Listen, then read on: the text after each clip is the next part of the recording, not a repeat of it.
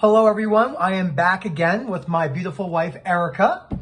You can say hi. Hi. We are going to talk about, well, she's really going to talk about her experiences through my journey so far with OCD recovery.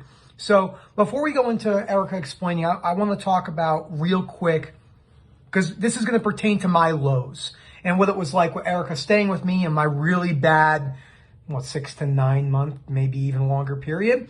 So I was bad. This was at the end of my doctoral career in school. Erica really saw me change for the worst. I really wasn't going to school, but I could get away with it because I was in the back end of clinic. I ended up in a mental hospital, which I've talked about before.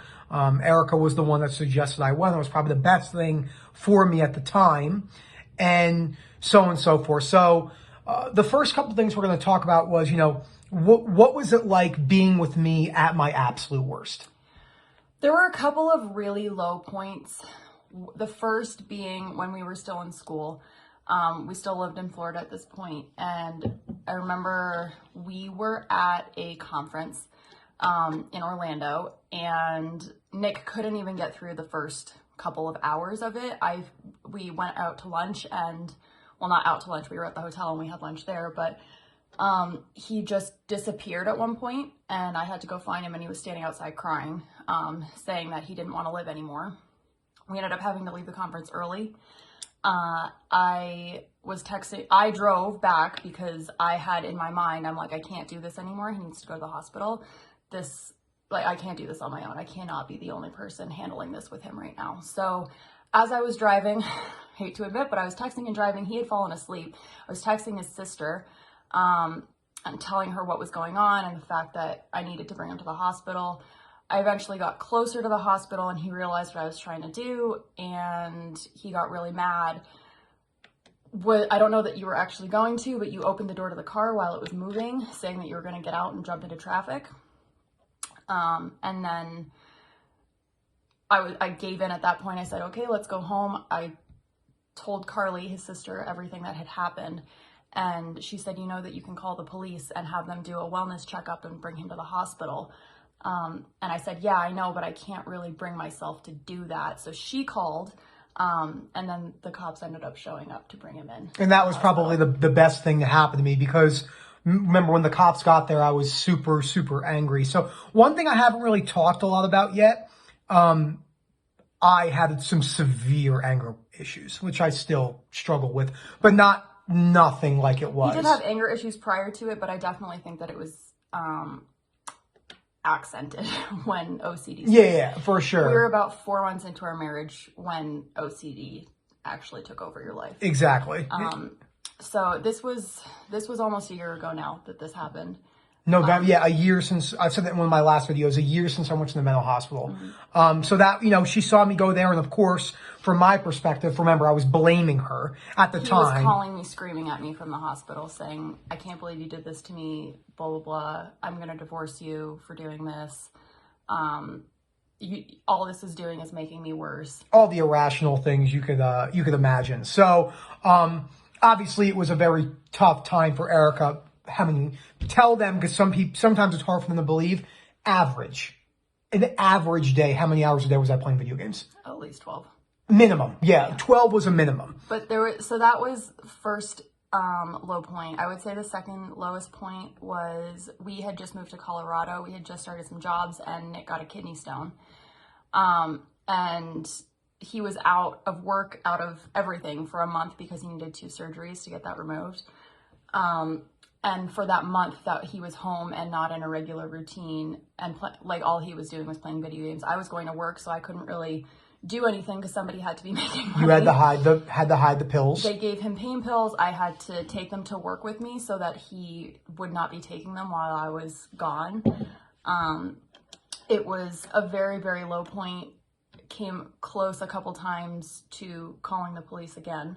We did. I did call the police actually at one point, but they didn't feel like it was to the point where he needed to be hospitalized. But they came, remember, they came upstairs, and 3 of them, they had to have backup. So 3 of them, and at the time, and this is an important topic, nobody is going to understand what you're going through, and they don't need to. How many times She'll a million, I would say. What you don't understand, but she doesn't need to understand. She's going through enough. The number of times, and this is kind of his MO, is he will get to a really dark place and not be able to, and he doesn't do it as much anymore, but he was doing this daily when the kidney stone was going on, screaming at me saying, you don't understand what it's like. Your life is so easy. Meanwhile, my husband is telling me that he wants to commit suicide. And I'm like, I don't know what you think about that is easy, but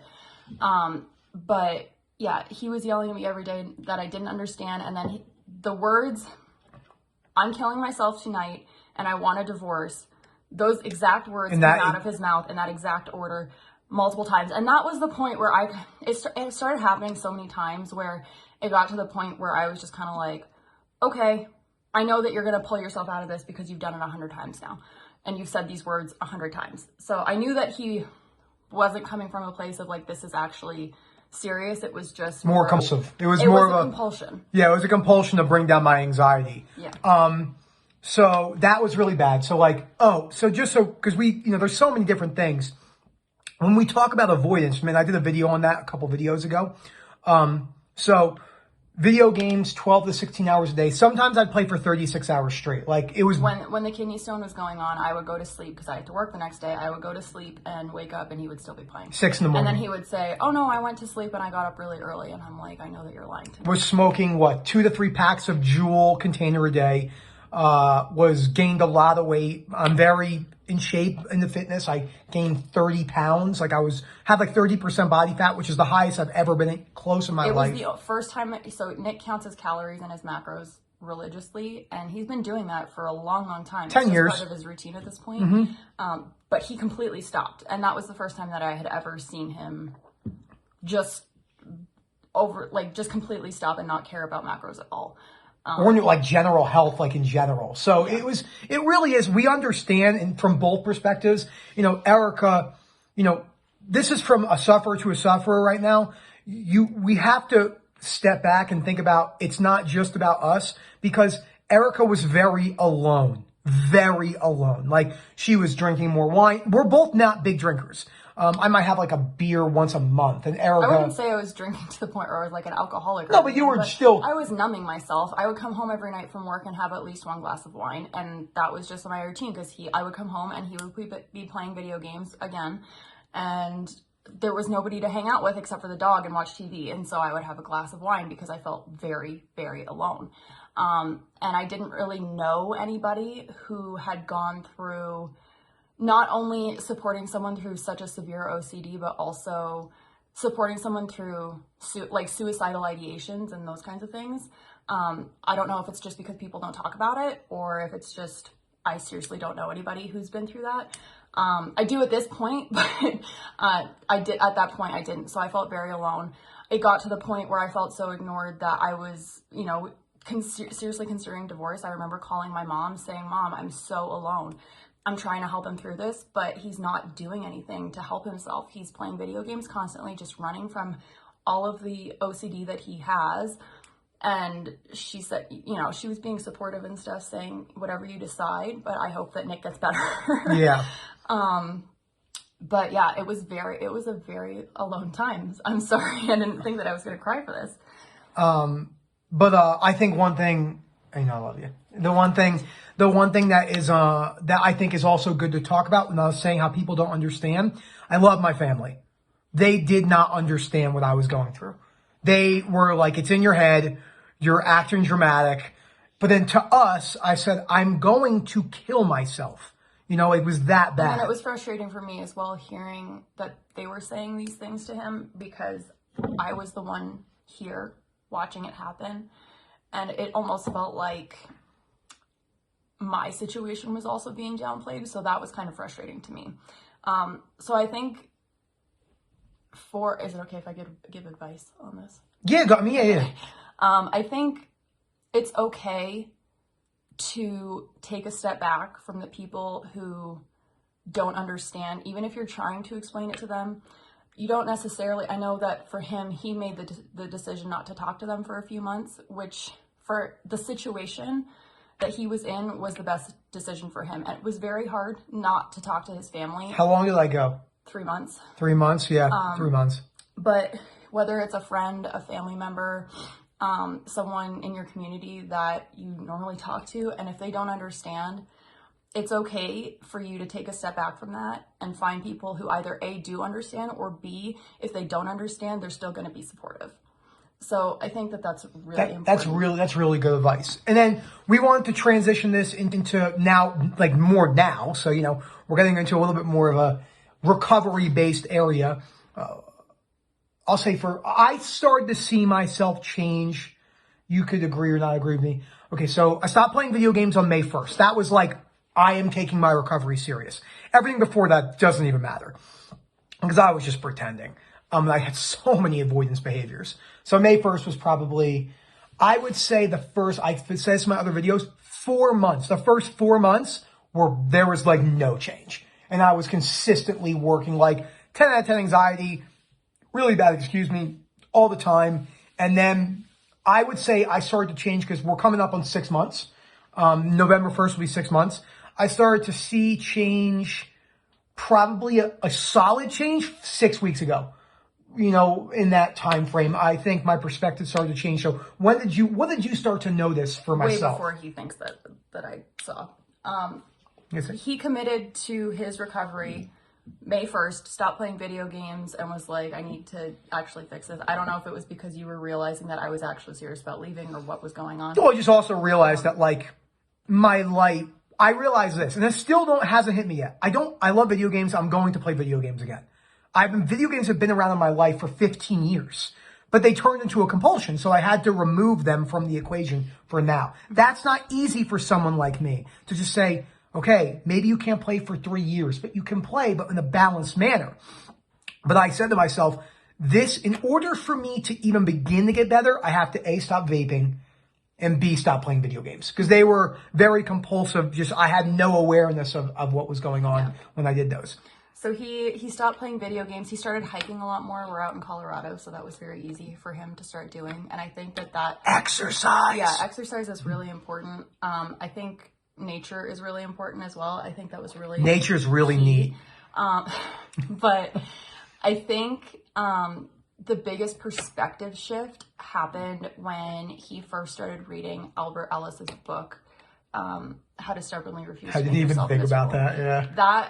That was because I remember saying to you several times, like, if you believe that you're never going to get through this, you're never going to get through this. And you said, yeah, well, it's easier to say than to do. And that is true, but you have to believe, like, it all comes down to beliefs. I feel like this recovery process all comes down to beliefs, whether you believe you can or you can't, you're right. And then also confronting the irrational beliefs and stuff that you have in your life, which is what that book is mostly about. But I think that the biggest perspective shift happened when he started reading that book, and he was